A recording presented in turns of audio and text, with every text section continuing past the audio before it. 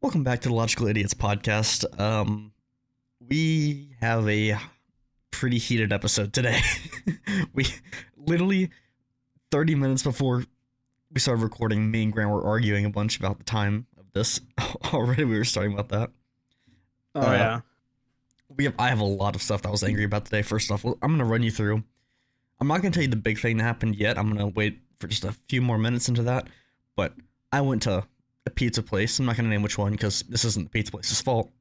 And like 20 people walked in when I did. Usually there's only one person in there at most. So I had to wait That's for because like this place sucks. it's pretty good. I had to wait like 30 minutes. I had to wait like 30 minutes to get my pizza. And I'm like, dude, Seems like a you problem. I was literally the first one in here. How are other people getting their food? Did And they like order online or did they order at the counter? they ordered at the counter. Motherfuckers. And they were getting I ordered a simple pepperoni pizza. People ordered like, yeah, can I get a number nine Number large? nines. Yeah, it was like, I mean, they ordered like 5 things each, and they were getting them out before mine, and they were more complicated, and I took longer to make. And I'm like, dude, I was the first one in here. What? Give me my food. And then so already, like, I left at 7. I don't get my pizza until like 7:45 ish, right? Because it's 10 minutes to get there, and then it took forever to get my food, and then I had to drive back, and then I get text from Grant's like, hey, come on. And I'm like, dude, I'm eating right now. It's like, oh boy, it's 8 o'clock. It's like, yeah, and it's gonna be like 8:20 before we actually start, which we about timed that perfectly. But yeah, no. So me and him were just kind of going back and forth on that. I don't know, it's probably not gonna be popular enough anyway. Probably not gonna get as many views, so it's not gonna matter. Not as much traction as it needs. Yeah, it's not like I'm a have like a million followers, or whatever. Dude, it's not like the Nick Merckx situation on Warzone. Dude, I mean, oh my god, that was you so could buy stupid. $1 million for $500 from that person that came in your chat the other day. Yeah, true. No, no, that Nick Merckx thing is so stupid. He came out saying something like, Mason, have you seen it? Bits and pieces. Have you seen it, Shire? I have no clue what y'all are talking about. Okay, he basically was like, he came out saying like on Twitter, he was like, hey, you know, He said something political. he said something political, and he was like basically just kind of like stay away from kids, you know, right? And during Pride Month, and Call of Duty was like, oh well, that's anti-LGBTQ. We're just gonna pull his skin and bundle and stuff like that from the game. Instant heat from everyone towards Activision. I mean, this is like the Bud Light thing all over again, of like companies not understanding who their audience is. Doc Mhm. uninstalling, Tim asking them to remove his skin too. Yeah, Yep. dude. Well, Doc, big W, right? For Tim at first, everyone's like, okay, well, Tim came out, literally, he was just like, hey, he's my friend, you know, that's all I gotta say about that. It's like, you didn't say anything.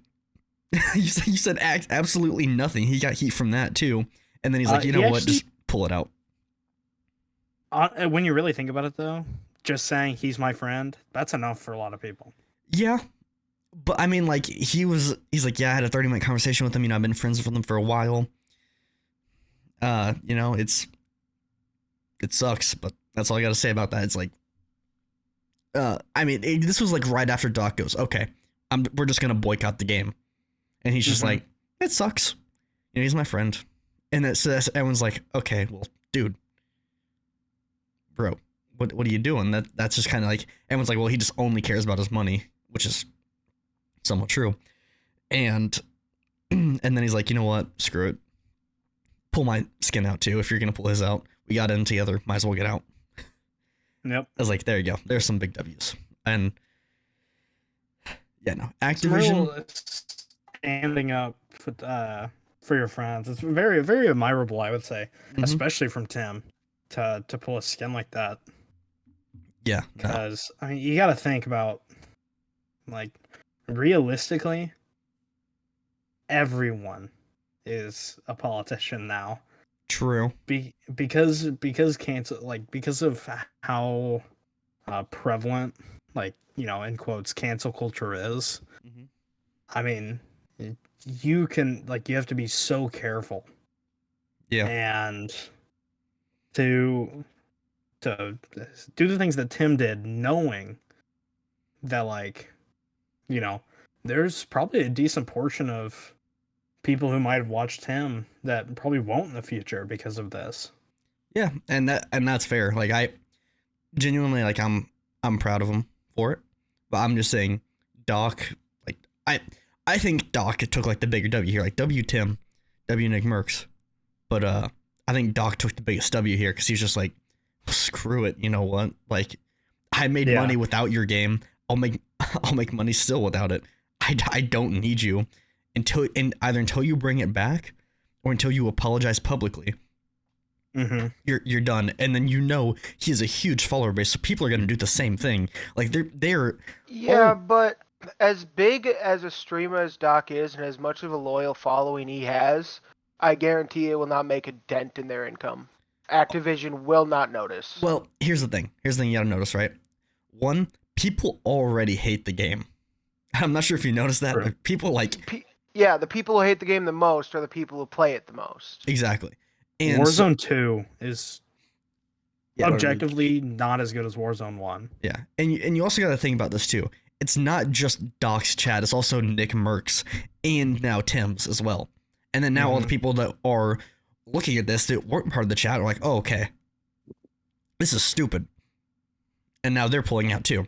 So realistically, you have a lot bigger impact than you think you're going to have. And even if, like, hey, you don't have, like, it's not putting a dent as much as you would think, they're still losing so much traction on there.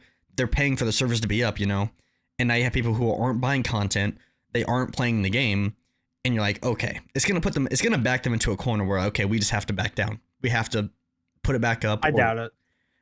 I realistically think we're in the early stages here. I think realistically they're going to make an apology. They might not put it back up, but they'll make an apology, or they'll just put it back up without making an apology. It's one or the other is going to happen. But realistically, they are going to end up backing down soon because, I mean, when you get to a point, they're going to be like, doesn't like the three companies have someone over them who runs it, or are they on their own thing, right? I think doesn't Blizzard run it? Activision Blizzard, yeah. Yeah. So there's definitely gonna be some higher ups can be like, we're losing money now because of this, right? Like, it's not that big of a deal. I agree with Mason and the fact that, like, right now they're not going to see realistically any hit to their income. They're just not. Yeah. Right now, but they might see a hit because Tim, Nick, and Doc are huge streamers. Yeah. Like, there is no doubt they are amongst they're in the 1%. highest. Yeah, particularly in FPS games like Warzone and that kind of thing. And they will and a lot of people who watch them are not PC. Yeah. But I mean, they're not. They're just listen. Yeah, sorry. Okay. They're not the the crowd that would have been angry about what Nick Merckx said. Mm-hmm. Okay, and they very realistically might boycott the game and not play. And a hit to their player base, Activision Blizzard, they don't give a shit. And right now, they're not even going to see a hit to their income because anyone who's already bought the skin, they're not refunding the skin. Mm-hmm. And at this point, it's been out long enough that there's probably very few people who are going to buy that skin anyway. Yeah. Well, so, and this is what I'm saying, right? I'm not saying the income they're going to make from that skin and that bundle or those bundles are going to take a hit. I'm saying that if they lose a significant amount of their player base, the new content they come out with, keeping the servers up, costs money. Putting out new content costs money. and not having anyone buy that new content or having very little people buy that content Take is going to cause a second hit. to remember the history of Activision Blizzard. They will not give a fuck unless every single player stops playing the game. They will not be affected, I guarantee you. It is going to take a huge, massive hit for them to actually fucking think about anything. They're all about the money. They don't care about anything else. And I totally agree with Mason yeah, here. no, I definitely agree to some point that they don't care. But I'm saying that eventually what's going to happen is they're going to realize, like, I mean, think about it. They're on a 3-year cycle, right? I mean, they're not going to be the ones making the money next year. Or, yeah, next year. So, I mean, they're going to be running off 3 years with, not making much money.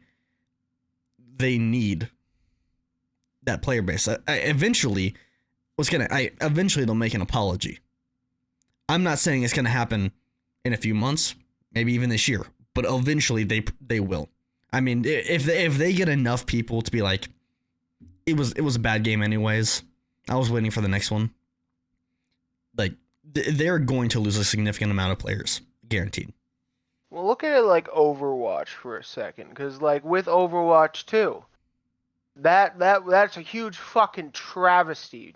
Like, people are constantly yelling and complaining about it, 10 times the scale of the Nick Merck stuff. And they don't do shit about it because, quite frankly, they just don't care. Yeah. But when it comes to like, oh, well, this game just kind of sucks or whatever. Yeah. That, like, I mean, when there's a lot of problems with the game, I mean, even people will complain about it. They're complaining about the game. They're complaining about the company. They're not going at the games. They're going at the companies directly. Yeah, but every company has that. I mean, can you think of a single gaming company right now that doesn't have some sort of heat on them for their game? Besides the makers of maybe Stardew Valley. FromSoft. Hell, Riot isn't getting any big fucking flashback right now. Right now. Yeah, right now. Yeah, I mean, and they really don't. The only they've almost never gotten huge lashback for League, and I think maybe once or twice on Val.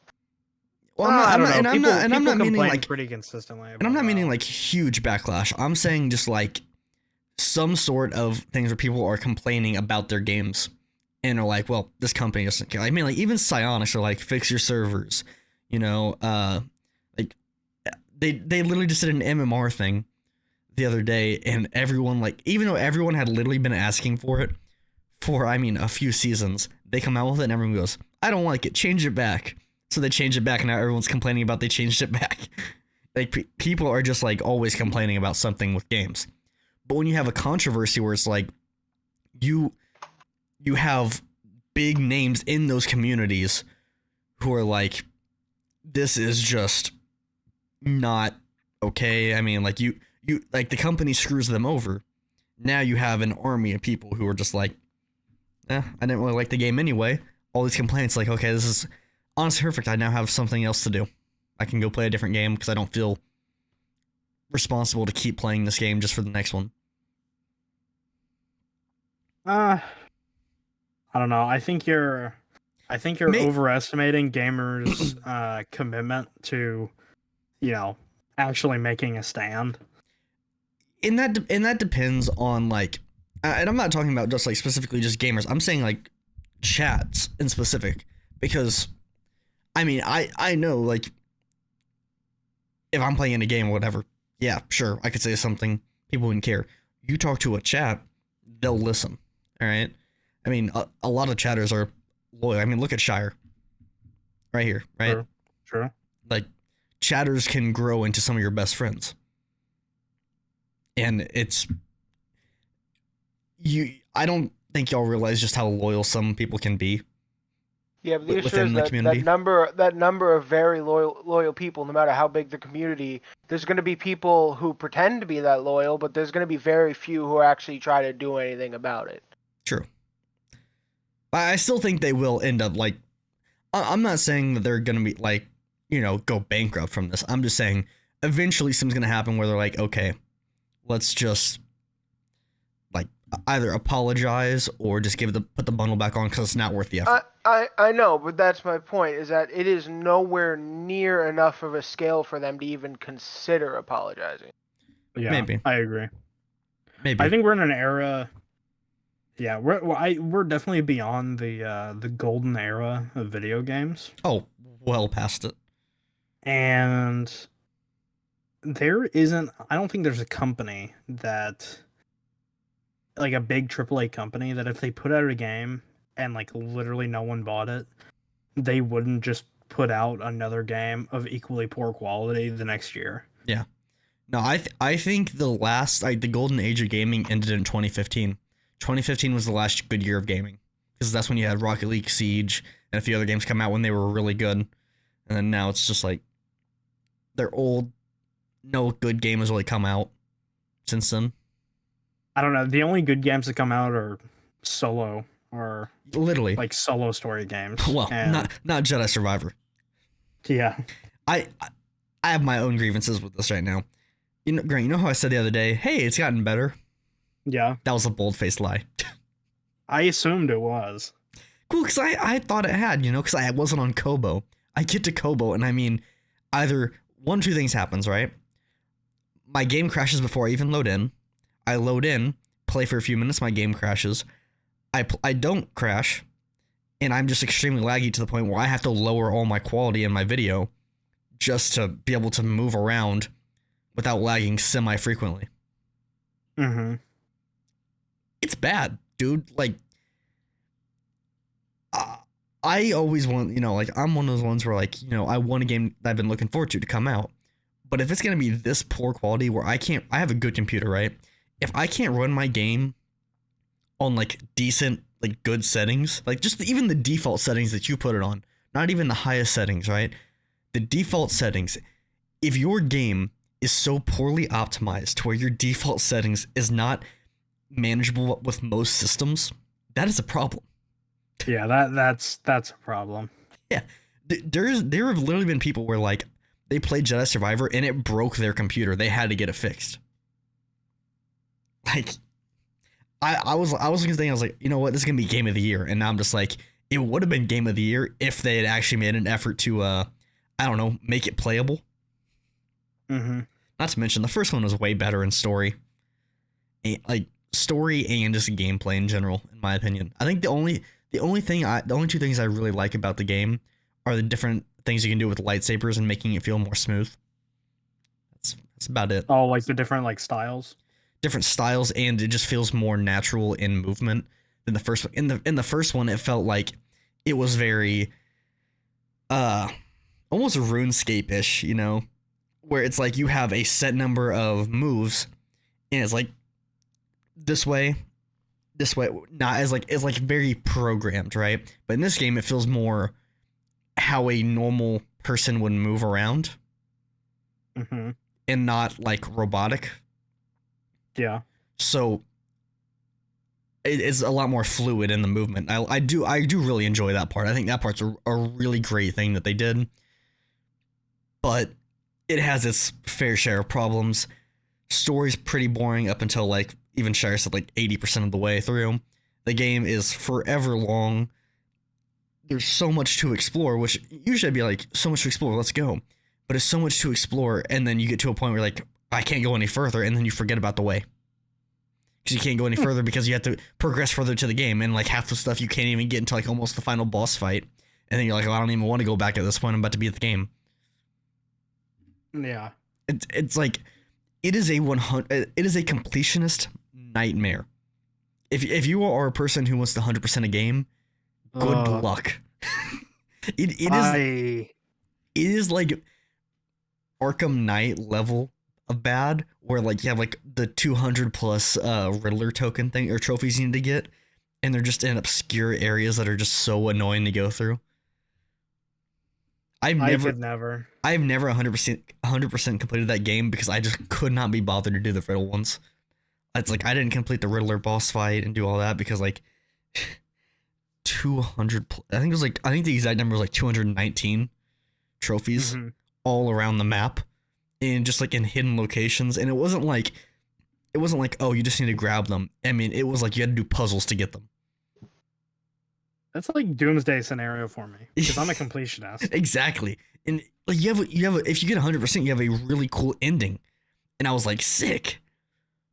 But I was just like, I can't do it. I've seen the ending at this point. Screw it. I don't want to do this. Yeah. And the game is actually really good. Dude, that sounds awful. I can't imagine.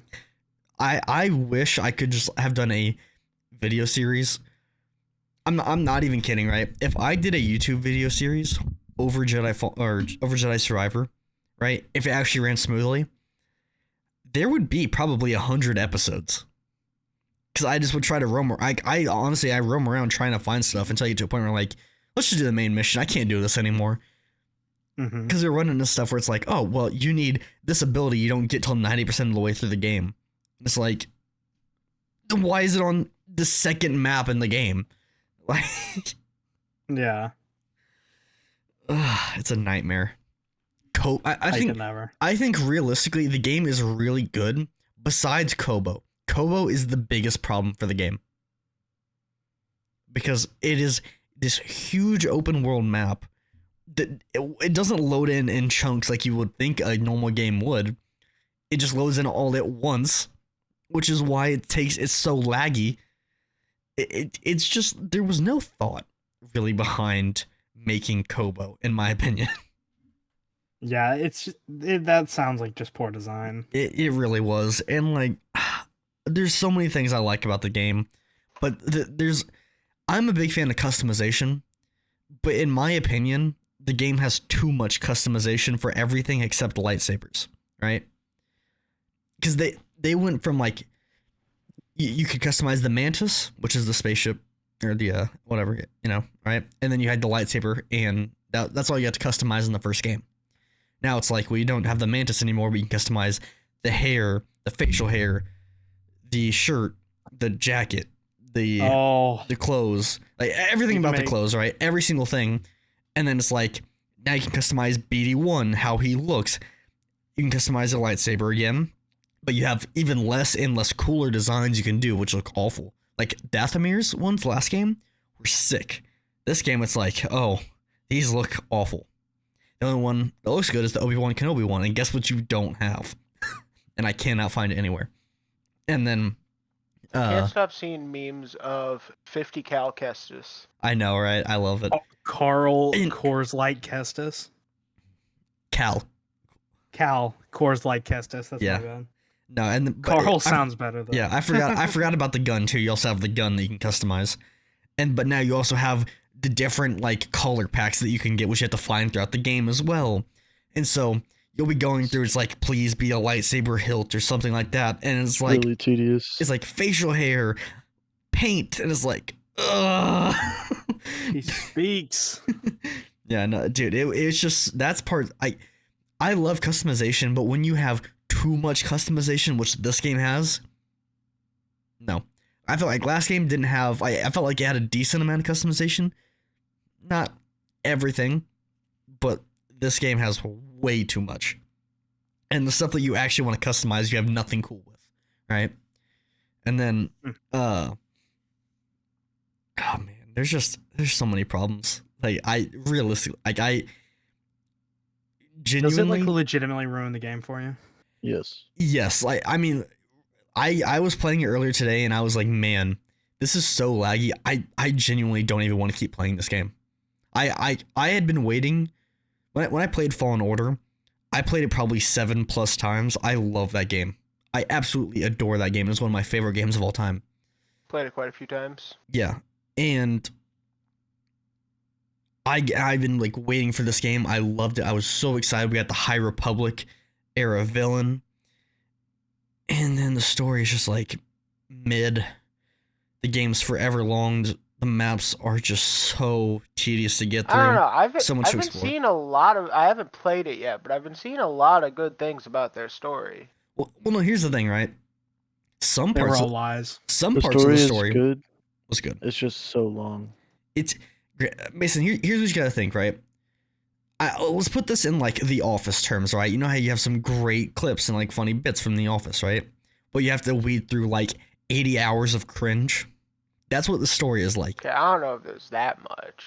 No, it was just an exaggeration. But Only the first season really has consistent cringe. the entire show has consistent cringe.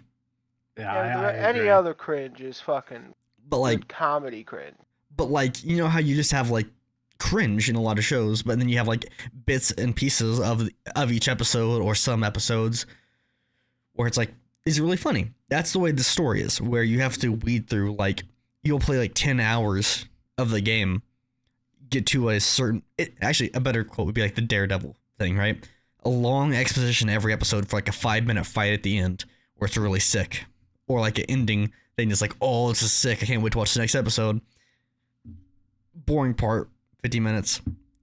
Last part. It's like, it's one of those things where it's like a Quentin Tarantino movie where it just keeps building until something happens that's really cool, but the beginning part's so boring.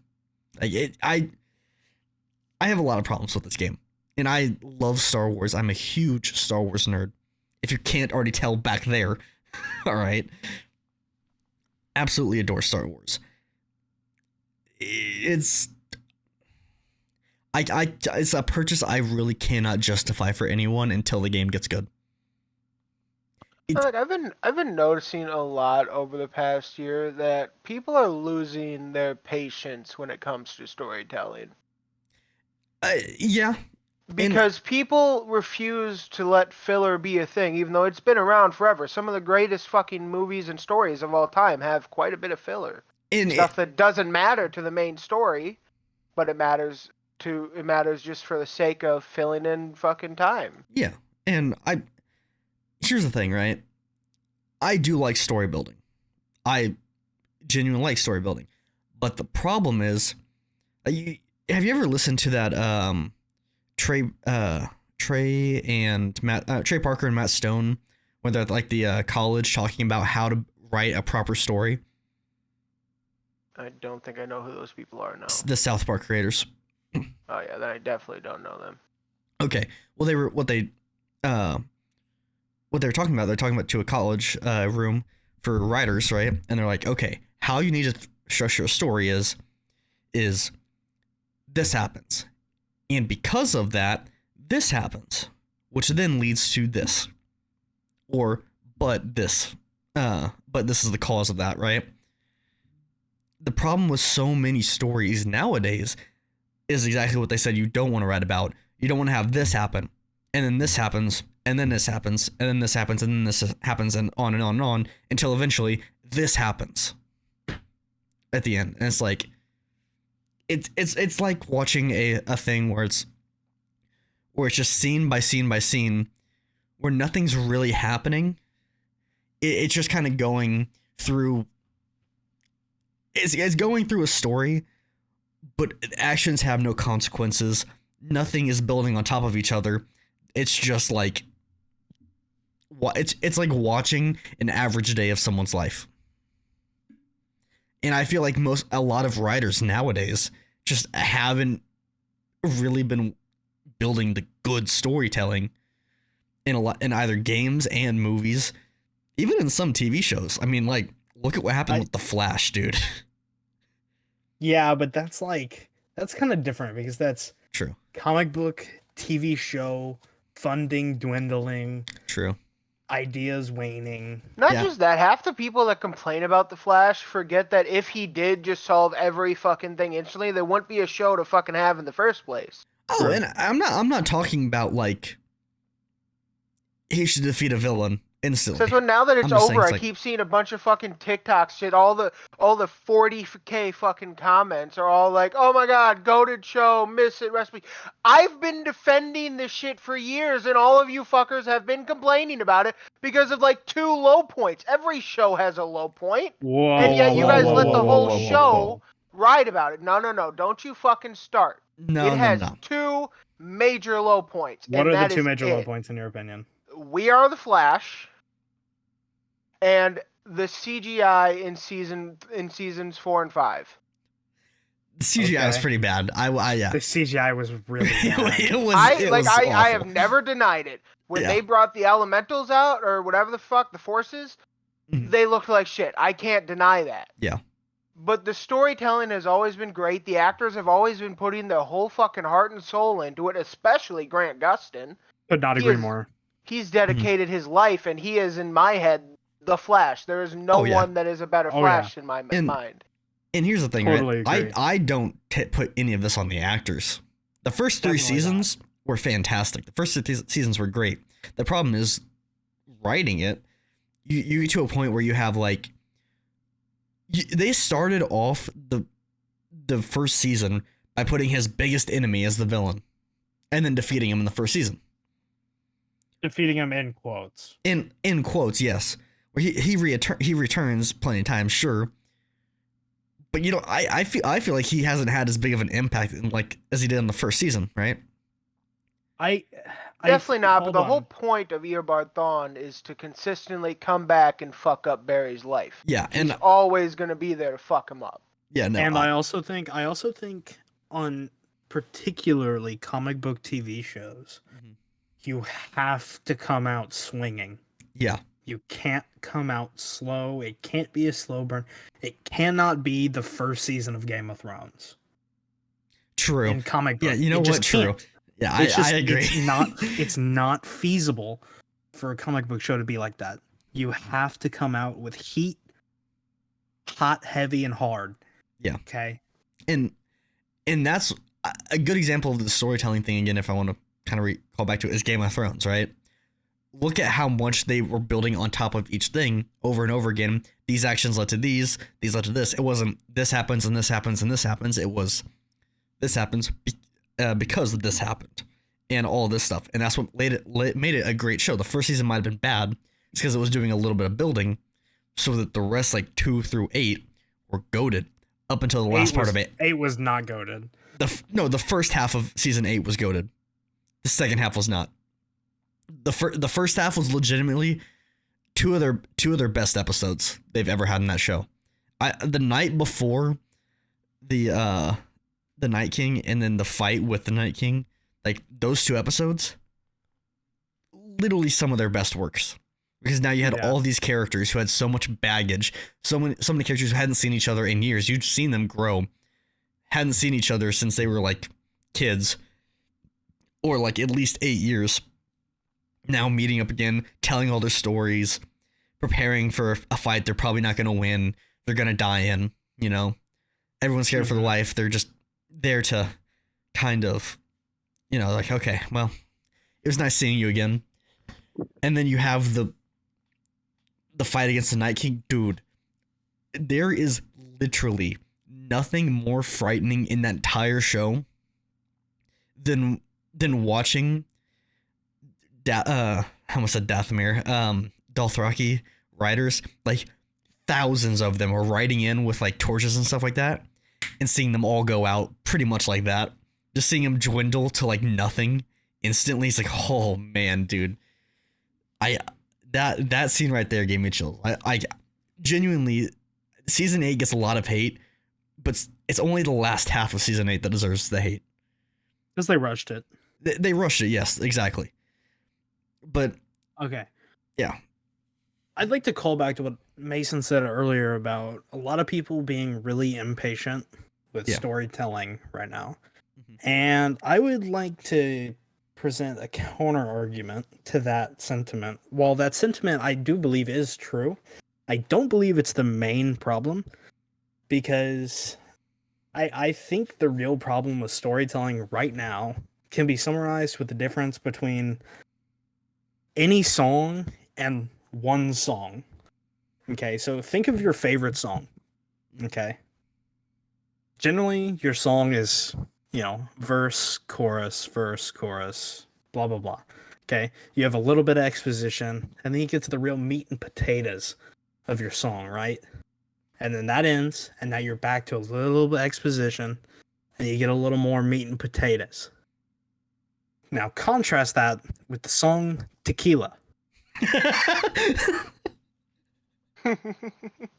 I think a lot of storytelling right now is the song Tequila. Yeah. It's a lot of music, it's a lot of distraction, and then at the very end, they say one fucking thing and expect you to suck their dick.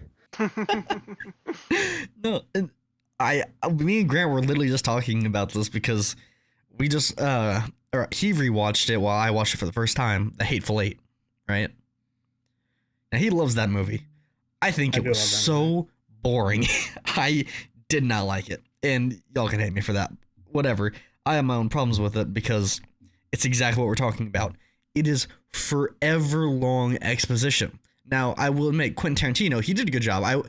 I don't mind forever long exposition as long as it has a little bit of like interesting to it. I mean, he did have like a lot of interest in his exposition in like the first hour or whatever, but it loses its heat in my opinion. I think the Hateful Eight in particular, the reason I really like it is because I've seen it before. Yeah. And so like if you were to rewatch it, Austin, Mm-hmm. and like really pay attention to a lot of what's going on, there is a lot of hints Yeah. that you don't really understand when you're watching. Because like the scene wherever Samuel Jackson's character, they first get into the Minnie's haberdashery, and he's walking around, and he steps on the floorboard by the shelf, and he looks down, and there's one stray jelly bean sitting in the crack in the floor, and he just looks at it. Yeah, I didn't even notice that. See, with your first time through, you don't understand. It's like, why the fuck is he looking at a jelly bean, right? But your second time through, you've understand how that jelly bean got to be there. And you start to see how Samuel Jackson's character is putting the pieces together as he's walking around. No, and that's why I like Christopher Nolan's movies a lot too. Because the first watch, it's good. The second watch is even better. The third watch is just as good as the second. The fourth watch is not as good, but it's still pretty good. And after the fourth watch is usually when it goes back to the first one, right? Mm-hmm. Because the first, like, he has so many hints in it. There's so much you don't understand until your second watch, or like until, because what he does is like he builds so much, but it's like confusing and kind of in pieces, and then you don't get the full picture until the very end. But the reason that's good is because he also has a lot of like deep kind of like intense moments within the middles of that exposition. So it's kind of like what you said with like a song where it's like verse, chorus, verse, chorus. Mm-hmm. It's like exposition, intense moment, still exposition, but still intense moment, and then over and over and over again until finally here comes the big piece that you need. Here comes the big chunk. Boom. Where Quentin Tarantino, he's more of like the tequila one where he does like a lot of exposition all at once and then a lot of like action all at once. And everything that you've just said you like about Christopher Nolan, and no, I will. Is exactly what happens in Pulp Fiction, and you still don't like that movie. Well, no. Yes. Here's the thing. The timeline stays continuous in Christopher Nolan's films. He does not in Pulp Fiction, and the reason I didn't like it is because I only got halfway through it. I'm like, I don't know what's going on at this point. It was when I first watched it too. I will say, I don't like actively say, oh, well, Pulp Fiction is terrible. I just say I don't like it personally because when I watched it, it was like 10 p.m. I was in a hotel with my friend, and we were just like, let's just throw it on. We just got back after a long trip. I'm like, I don't know what this is. And he goes, yeah, I'm kind of bored. And so we stopped. And I just haven't had a good experience watching it. Did you get to the Gimp scene? No. Yeah, you need to rewatch it. Yeah. That shit's fucking hilarious. Do you know what I'm talking about? You've described it to me. Yeah, shit's hilarious. No, but yeah, no, I don't know. I definitely like Christopher Nolan's films more, personally. I have nothing against Tarantino. I like a lot of his films. There's just a few that I don't like. Hateful Eight was probably the one I dislike the most. And I'm like, I bet if you watch it again, you'll like it significantly. I'll probably appreciate it more, but I probably won't like it. You probably will. I don't know. Either way, I think the only character I genuinely liked in that show was the Mexican dude, because he was just so Bob, Senior Bob. He was so Marty funny. the Mexican. I just love the scene where he's just smoking something. He goes, It was like the Elon Yeah. Musk thing on Joe Rogan. That's exactly what I thought about when I was watching it. Mason, have you ever seen The Hateful Eight? I don't think so. Shire, do you know who Quentin Tarantino is? Nope. Yeah. He's the feet guy. He Yeah. is the feet He is guy. the feet.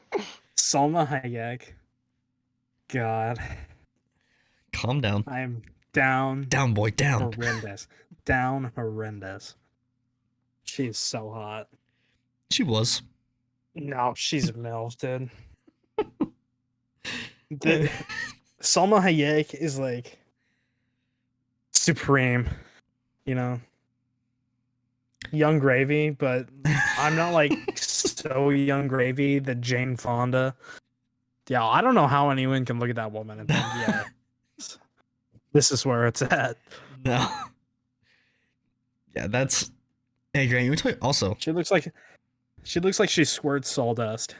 You know? Oh my god. Ugh. I'd smash. Ugh. Yeah, that'd be the last one you do. It'd be worth it. Okay. Fucking. Oh god. Oh no. Oh, what's the word? So you know the movie Teeth? No. So there's this movie Teeth, and this girl has a medical condition where she's grown teeth in her, her privates. Oh, nope, no, no. And Next there's time, a new scene conversation, new Where conversation. she bites a dude's dick off Pleasant. as he's trying to R-word her. So W her. But No. Let's just in the movie, move the no, conversation. it's move the just conversation. what it's called. It's just what it's called in the movie. In the movie, the condition is called vagina dentata. And I once saw an edit where the doctor goes vagina dentata, and then they clipped, Simone and Pumbaa singing Hakuna Matata over with an overlay of vagina dentata over the background. Excellence. So bad. Excellence. That sounds as bad as Rubber, dude. That's so bad. Isn't Rubber the one with the sentient tire? Yes. That shit's gas. I love that movie. I think didn't we discuss this on the last podcast episode about them like making films in the early 2000s about just like random monster stuff? Yeah. Like or was it during the podcast or did we just discuss it during movie night? I think it was podcast. No, I think it was movie night because we were talking about the the Piranaconda. Oh my fucking god. That film, I never watched it, but I saw they made 2 of them. I think That's all you need to know. they made 2 of them. If they stop at a second, you know it was bad. Because if you hear a horror movie title, and you're like, man, this sounds like shit, and you don't see at least 3 of them, it's really bad. Don't watch it. If you see 3, the first one is like palatable, the second one's getting bad, and the third one's awful. Now here's how it is, right? If you see a horror movie, the first one is usually pretty good.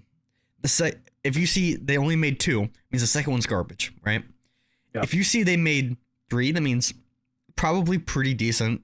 If you see they made more than 3, red flag, stop right there. Watch Scary movie. Friday the 13th, Halloween, Scream. The list goes on and on and on. Texas Chainsaw Massacre. Okay, hold on. Calm down. You leave Bubba out of this. It just reminds me of the tech. I want to preface this, but should I read what I sent you the other day, Grant? Sure. I probably don't even remember. So I ran. By the way, before I read this chat, I ran this by my friend who is black, Holy bro, and such a chat. he said I could say it on the podcast. So don't worry. So I saw I think there's a movie or something like that called The Blackening coming out, and I think it's like Is that about like a solar eclipse or something? I think it's like a comedy scary movie, kind of like Scary Movie. I think is what it is. I don't know. Keep seeing it on Twitter, right? And they posted saying make a horror movie titled Black. And the comments went in. All right. Me and my friend who is black was just rolling on the ground laughing from this. I'm gonna start you off with the top comment, right? Nightmare on MLK Street. Oh. Off the start. I Oh remember. no. Okay. I Chris know what you're Rock's talking Chris about. Rock's been there first though. In his one of his famous Mhm. skits or whatever, he said that how come the most crime-ridden streets are always named after True. MLK. Oh no, believe me, that's just one. I have, let's see, I have 1, 2, 3, 4, 5, 6. I have 6 more that I thought were good. There were some ones that were bad, like weren't very good. These ones are the funny ones, right? Next one, Child's Play is called Child Support. That's a toss up, bro, layup. The Visit is called The Visitation Rights. The conjugal visit. That's what it should have been. The No, conjugal visit would have been Visitation elite. Rights. Yeah, true. Instead of Scream, it's Holla. Paula? That is hilarious. That one made me laugh so much. The Thing is the whatchamacallit. And this is my personal favorite because it's so messed up. Children of the Corn is Children of the Cornbread. God damn. My friend said it was okay to say this on the podcast. Just preface that. But yeah, no. He's 2048th black. No. He's he's either mixed or I think he's mixed. Call Corbin up here. Corbin would give me the N-word pass literally on a whim. He does not care. He's an absolute god. No. But yeah, I saw that on Twitter. It was like first thing in the morning when I'm seeing this, and I am on the ground laughing. Just Oh my god. I need to talk about my arachnid misfortunes. I was gonna mention that, and I just forgot about it. Yeah, go ahead. So On Spider-Man. Yeah, so nobody here obviously knows this. Austin knows this. Yeah. In the last 6 months, and this is not an exaggeration. This has been in the last 6 months, on 3 separate occasions, I have found brown recluses crawling in my bed. Hell Now- yeah. Now, keep in mind, I am petrified of spiders. I hate spiders. Okay, so one happened over Christmas break. That one was pretty big. It was, whatever. It was pretty big. I had one happen, maybe like a week ago, Austin? I think it was right before I went on my second vacation. It's like 2 weeks ago. 2 weeks ago. Yeah. So 2 weeks ago, I shit you not, probably the second biggest brown recluse I've ever seen in my life. Now, keep in mind, You sent me a picture. I It's live. big. We live in Austin. We live in the Midwest, where brown recluses are native, and I've always lived in homes and areas where they are very common. I have not. Okay, I have always lived in homes and areas where they are found frequently. I'm like Okay. they're native to South Dakota. That's like where they're most populated. That blows. Yeah. But seemingly I find them a lot. So I've seen some brown recluses in my time. The biggest brown recluse I've ever seen, I found in my apartment up in Purdue. Oh, It was in really? a cardboard box. Oh yeah. Oh, You told yeah, me it about was that. You told me probably- about that. I forgot about that. Its leg span, like laid out, was probably 4 inches, which is fucking insanity for a brown recluse. That is massive. Yeah, And the so- second biggest one, I found in my bed 2 weeks ago. Now, keep in mind, I didn't like walk up to my bed and like pull the sheets back and like, oh, a spider. I'm laying in my bed. I roll over to turn off the light so I can go to bed, and it crawls up the side of my bed and crests the top. Now, I shit my pants, firstly, and launch myself off my bed. Okay? And as I launch myself, this is the only push-up I've ever officially done in my entire life. I grab as much bedding as I can. Sheets, blankets, pillows, I grab everything I can, I rip it off the bed. Now the spider crawls up and gets on the one pillow that's left in my bed, okay? So now I have to walk around my room It's 2 in the morning, and I have to hype myself up for 30 minutes just to try and find it. Okay, because in my mind, I am shitting my pants because my biggest fear is that not only has the spider gone off of the only pillow on my bed, it is now crawling behind and underneath my bed, where I will never get to it tonight. And that is no bueno for me. Dude, like a week ago, I had one come down from my ceiling directly in front of my face, like a Spider-Man moment.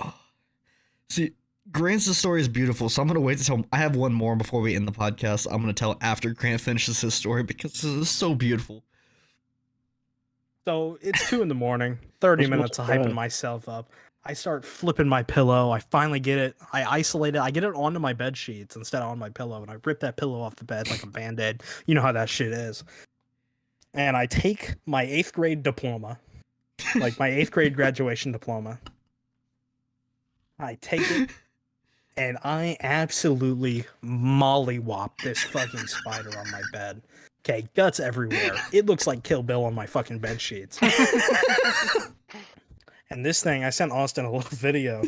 So how spiders' like legs work, like how a spider's body works, is they don't have muscles. All of their like legs work purely off of hydraulics. So they just fill their legs with blood to Yeah, extend it. I've seen people make a hydraulic spider grabbers Yeah, with they the just dead corpses of spiders. They just fill their limbs with blood to extend them. So the video, He Austin sent me 2 videos. I'm looking at it right now. and Along with on the one of the messages right videos, after. there is a leg just like kicking. This thing's dead, right? Like it's not going anywhere, but its leg is still moving because the hydraulics are still functioning. So that was 2 weeks ago, right? Now, Can I? Hey, before you get to this next one, can I just say what you sent me right after sending me those videos? yeah. He says the crunch was like the first bite of a bowl of cereal before it starts getting soggy. You know. Tasty. I'm just like, dude, what? This is like 2 a.m. So he is just like, I'm in a sorry state. Yeah, he's not okay. So that was 2 weeks ago, and I finally get to the point a couple of 2 nights ago, 3 nights ago, where when I'm laying in bed and I feel like the hair on my leg move. This was last night.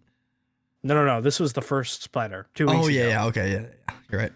I finally got to a point where like when the hair on my leg moved, I wasn't freaking out in my bed. Pulling like the Appalachian like slap music on my legs. You know what I'm talking about? you know what I'm talking about? Those people. Finally get to that point. Yesterday, my brother and my sister-in-law come over with my nephew, and we celebrate my brother and I's birthdays. Yeah, like as a family. Happy late birthday again, by the way. Thank you. Welcome. So we come upstairs and we're playing Trivial Pursuit. Great game. Not for the youngest of generations because it's very difficult trivia, and we're playing on like the version of the game that came out in 2000. Oh no. Yes, so it's like really, really tough stuff. And we put a blanket down, and my sister-in-law says, "Yeah, I just want something on the floor that isn't brown. That way, if there's any spiders, I can see." And I'm like, "Oh, it's just the one spider. It's no big deal. I've had that one in my bed, and then I caught one in a spider trap, right? So it's like no big deal." Last night, 2 a.m., laying in bed. Now this time the spider didn't crest over this edge of my bed and I see it and I grab everything. I am laying in bed watching a TV show on my phone, and this spider, I can see it out of the corner of my eye because I sleep, because it's summer right now, but I leave my comforter on my bed. So it's like bunched up in a giant like wad next to me, like the length of my body. So out of the corner of my eye, I see it, and this thing is like 6 inches from my fucking face. I'm just laying there helpless, like a fucking baby seal when the clubbing man comes around, okay? I was scared. I was not doing well mentally. This time, because the spider's already on my sheets, I did not have the bravery to rip them off the bed. So I had to go piece by piece, bedding piece by bedding piece, pulling things off individually, trying to find this thing. I finally find it, kill it. At this point, I'm 2 for 2, 2 a.m. spider kills. I'm feeling high as a kite. Absolutely elite levels of euphoria. And I'm still shitting my pants right now because the air in my room is moving the leg hair on my leg, and I think it's a spider. But I'm too scared to look. I'm reading the text he sent me last night. Okay, last night was my mom's friend's birthday, right? And so they went out partying and drinking. And so I'd be the designated driver. I picked him up. And so I get home around 2 a.m. And the first thing I see when I pick up my phone is, third time in a year, if I find one more spider in my bed, I might just kill myself. And I hear I see 2 in the morning, and these things will just not leave me alone. They came over as hitchhikers from the last of our stuff and moved to the old house.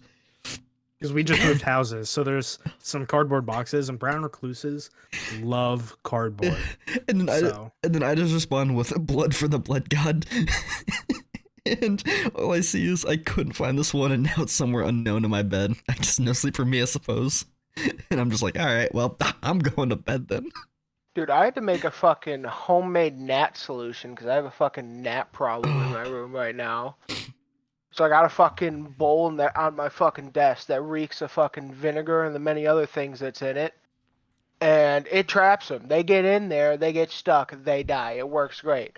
But fuck do I keep having to just smell fucking vinegar over and over again. It also looks like cum, I kid you not. Well, I mean, you're very used to it. I mean, anyway. Now, Grant, I gotta say, dude, I love the way you tell stories, bro. I cannot keep a straight face when you're telling a story because the way you tell stuff, you just make references to random things that are just either out of pocket or are just out of nowhere and that just make me giggle. And then it's just like onslaught, just keep going. Cause every story you tell is just another thing of misfortune that happens. It just doesn't end. You know what they say? Yeah, when it comes to vacations, you only remember what goes wrong. True. Now, so my spider story, right? So I've been power washing at my family's business, right? It's been my job this summer. And so I was cleaning out this unit, and apparently this thing is infested with spiders, right? And so I pull up, I look over, and I see just this giant sucker, like at least this big, just sitting right there.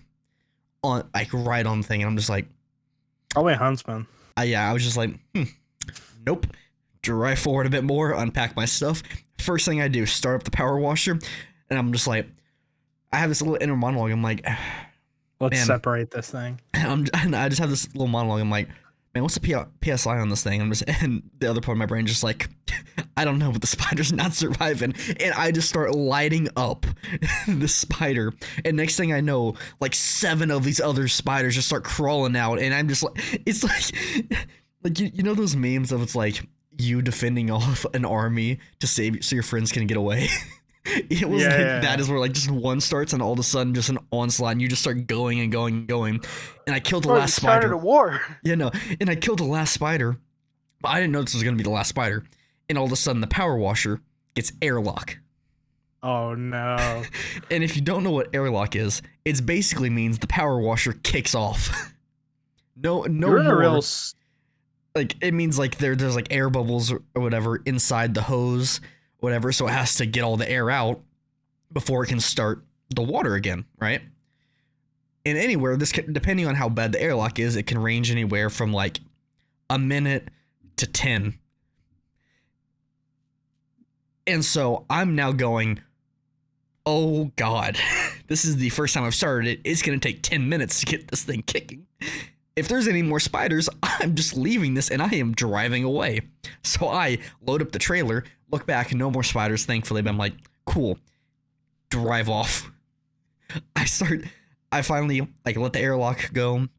I come back in, and I start spraying again. Start spraying that unit. Some more spiders start coming out, and so now I am fighting the spider war with the power washer. A real Starship Troopers type moment. Yeah, dude. And when I say I think I cleared out an entire colony of spiders in that one unit, dude. Probably dead. No, dude. There was at least 20 of them. Huh? And they weren't small either. Like they were big. And so yeah, All no, right. yeah, it was a brutal fight. It was a scary day. All right. Before we have to end the episode, Yeah. I wanna give you a little tidbit that'll make you laugh. All right. Okay. All right. But to preface it, I need to put an image in your mind. Oh no. So, do you know what a sugar glider is? Yes, I actually wanted one before. My neighbor had one, but I used to want one as a kid. Okay, you know the videos of them like jumping off the tops of doors into your hand? Yeah. Okay, So I keep wanted one. that image in your brain. Oh no. Okay, so this morning I wake up and keep in mind my dad specifically bought spider traps because he hates spiders just as much as I do. No. Okay, so I go downstairs and I tell my parents. Keep in mind, I didn't end up falling asleep until like 4 a.m. because I was so wired after this spider that was in my bed. I just could not sleep. So I go to bed like 4 a.m. and I wake up at noon today. Okay. I go downstairs and they're like, "Oh, look who finally decided to join the land of the living." You know, a little parent tidbit there. Yeah, usual parent joke. Yeah. So I'm telling them about the spider, and they're laughing because ha ha ha. It's not a spider in their fucking bed, is it? It's not the second one in the past 2 weeks. Exactly. So I'm just talking to them, and my mom's like, "All right, what do we want to do for dinner?" And I was like, we usually cook dinner. Like in our house, we usually cook dinner every night. We go out to eat like once a week. Like that's generally what my parents like to do. It's just what we've done pretty much our entire lives. Until you met me. Well, You got yeah, you got once with me and then. Yeah. So we decide that we're gonna have red sauce pasta, like with meat, and they're like, "All right, you have to go out to the garage to get 2 pounds of ground beef so we can thaw it during the day so that we can cook it tonight." So I go out to the garage. I get 2 pounds of ground beef, and our garage doors are the ones that they roll up and like roll back down, but they're not on like automatic things. Like you do them by hand. You just grab them and push them up, or like grab and pull them down. Okay. Uh-huh. So I'm leaving the garage, and I go to start bringing the door down, and right as I start bringing it down, imagine the sugar glider, a 3-line skink, probably 6 inches long, jumps from the top of the garage door, hits me in the face, and falls to the ground, and then scurries inside of the framework of the garage. Honestly, smart move. The fact that you in the Hit one face is the tactic. best way it could end. That is a smart ass animal right there. Okay. You got to think of this from my perspective, though, okay? I'm dragging this garage door down, and I see it. Sugar glider, flying squirrel, all his limbs out wide, fucking cruise missile right into my dome. Crystal knows where it goes at all times. And, It's one of those it's not the bat bomb, it's the squirrel bomb. Yeah, well, it's one of those things I have no time to react. So this thing, I just see it flying towards me in a line and just kisses me right on the fucking glasses. Falls to the ground straight away. And just last night with that spider in my bed, I tell my parents, they're like, "Okay, go out to the garage." And now I've gone out to the garage, and now there's been a drone strike by a skink. Dude, I can't win. dude, I swear to God, bro. This sounds exactly like the Dr. Doolittle like scenario that I had a few like last year, I think it was, but the year before I went to Purdue, right? Except mine was like just random things. Yours is just like them just beating you. It's animals, dude. They're No. they're targeting me. It's an organized assault. Someone has a vendetta against me, and they are building an insect and small reptile army against me. Yeah. Toads are flooding into the house. There's 30 snake holes around our foundations. There is a systematic assault coming for me. No, that's like I know I told you this story. I'm not sure if I actually told it on the podcast or not. I don't think I did.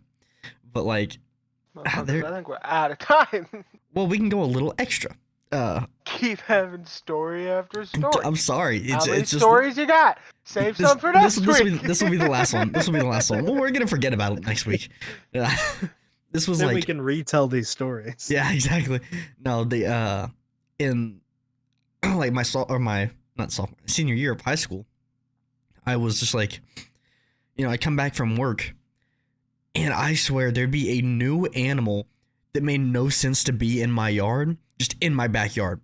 Every day I come home from work, and it's like, what? Like for like a solid 3 weeks, right? So the first one, right, was I was at school. I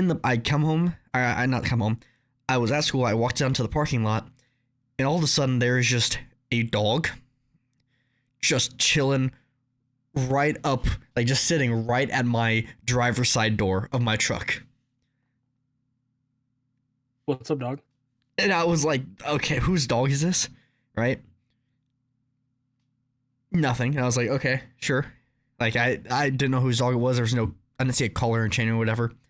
And I got in my truck or whatever. It kind of walked away, but it was just kind of watching me the entire time, right? I was like, okay, whatever. That's probably a normal scenario. Probably someone's dog just walking, right? I get home that day. There's just a deer just chilling in my backyard, which, I mean, normally you'd think you'd see deer. This is the first time I'd seen a deer in my yard in like 18 years I'd been alive at that point. Deer are fucking creepy. And so I'm like, okay, a little strange, whatever. The next day, this was just so random.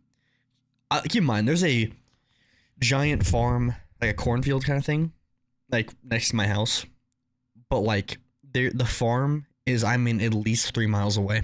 I mean, it's way on the other side. But to the deer, that's 3 miles of fast food. Well, no. Here's the thing, right? This wasn't the deer thing. I get home the next day. There's just a random horse just chilling. Peter, I see it. Is here. And keep in mind, this is like after I worked the night shift, right? So I get home. It's like 10. I hear a neigh. I look back, and there's just a horse staring at me 20 yards away, and I say, nope. Walk into my house, close my garage, go to bed. I was like, I think I've seen enough about skinwalkers, so no, there's something going on here. So while every single one for Grant is like a targeted assault towards them, mine were just kept randomly appearing day after day after day. There was a coyote like the next day, and I was like, dude, wait, is there just like some kind of animal like meetup in my backyard that just decided to happen every 20 years right at this spot? Like, what is going on? And like, I heard nothing about an escaped horse or anything like that. There's just a random horse that day. Nothing. No one talked about it. No one else heard it. No one else saw it. Didn't hear the farmer say a horse got out. There was just a horse. And I was like, yeah, that's a skinwalker. I'm out. I was literally about to say the exact same thing. I was like, that ain't no horse. That's why when I heard a name and I looked back and there was a horse, I said, nope. And I walked into my house. I'm like, I've seen... You know what? When we were playing Sons of the Forest, and I said I had too much survival instinct to go check things out. That was where that survival instinct came to fruition. I was like, no, I don't need this right now. I just got done working a 7-hour shift. I'm not doing this. I ain't about that life. It's like when you're angry versus when you're just like tired or whatever. It's like when you're tired, it's like, oh my god, runs away. When you're angry, hey buddy, do you pay rent? Just grabs a frying pan. Oh my god, yes. Right. Who the fuck are you, dude? Yeah. You cooking my dinner tonight? Get out of my kitchen. It's a shame that we can't go any over anymore because I was gonna talk about the Le Mans thing. But the NASCAR. Dude. I know. I'm gonna stop. We're gonna end it here, but viewers, if you don't know anything about the Le Mans thing going on right now, America up. Yeah, dude. Literally America. Fuck We yeah. we haven't been there in years. We pull back up like absolute fucking gangsters. It was Ford versus Ferrari, and now it's Chevy versus Lamborghini. So Well, Like, except Ferrari won and we got 39th. true, but hey, wait, are we you- talking about different races now? Le Mans ended. Ferrari. I don't remember names of races, dude. the one that just well- happened where NASCAR pulled up with their Chevys and the Camaros or whatever, and then like it was against a bunch of like Against Ferraris all and like the Porsches. Formula cars. Yeah, Yeah. Yeah, we got 11th. no, we got 39th. Mhm. I was told we got 11th. We didn't. We were in 11th at one point. I was also told the only cars that beat us were the bullshit prototypes and fucking hypercars, like the newest of the fucking new. I mean, Well, no, you have to understand. There's like different categories of car that Yeah. race in Le Mans. So there's like hyper, GTE. which we beat all like- the GTE. So that's yeah, probably what we you won. heard. We won our category, but we didn't win Le Mans Yeah, because the Ferrari, whatever the fucking specialty name is, won Le Mans. and I don't care if it won or not. We were the heroes. Like we were the heroes that one because the fact that Definitely. that straightaway where we gapped a Ferrari, just terribly. I know. It was like that scene in Talladega Nights where they're like, Shake and Cal's like bake. shake and bake at the very end of the movie. He's like, you know what? Screw it. This is my friend, and he's just gone. Ricky Bobby is my friend. I've just loved all the memes that come from it because like this picture right here, nothing more in my mind screams America. No, like I've True. seen all those cars clinging to the ground and then just the Yep. Camaro. yep. No, that I love Le Mans. I didn't know it was still going on, and I'm so happy it is because that just the fact that NASCAR is just like, you know what? Let's This is do the it. first time. This is the first time NASCAR has fielded a car since like 1976. Yeah, it's and they showed up and they were just like, we're just gonna take this. We may not have won, but man, did we get people interested and like We did the most American thing possible. we showed it's up like it- once, made them gargle our nutsack and then walked away. It's like real steel, where it's like the people's champion. Sounds good to me. Yep. Pretty much. It's the same thing with Ken Miles. Like he may not have won, but he was the people's champion. He won. We all know he won. He deserved the win, but technically by the race standards he didn't win. But he was He the people didn't win. but he was the people's champion still. You're even proving my point. He was the people's champion because we all say he won, even though technically by the race standards he didn't. And then he died like 6 months later in a car crash. Dude, everyone has been like hating on that movie. Should we just have our own little episode if y'all want to leave or whatever? I feel like we have so much stuff to talk about. Like if y'all just have to go. Everyone start writing things down. Yeah, no. Yeah, I think we should table it. Well, all right. We're just gonna end the podcast here, everybody. Thank y'all for listening. We have a lot to talk about. I also have a new YouTube video that I'm working on soon, where it's a Rocket League Creator Olympics. It should be out either late the week when this comes out, or probably the late week or like the week after, early in that week. But yeah, it's a Rocket League Creator Olympics. We have quite a few people, including some big names. And yeah, we're gonna have a little fun with it. So, check know that what they out, saying? and yeah, You know what they say in NASCAR? Hit the gas and come fast. all right.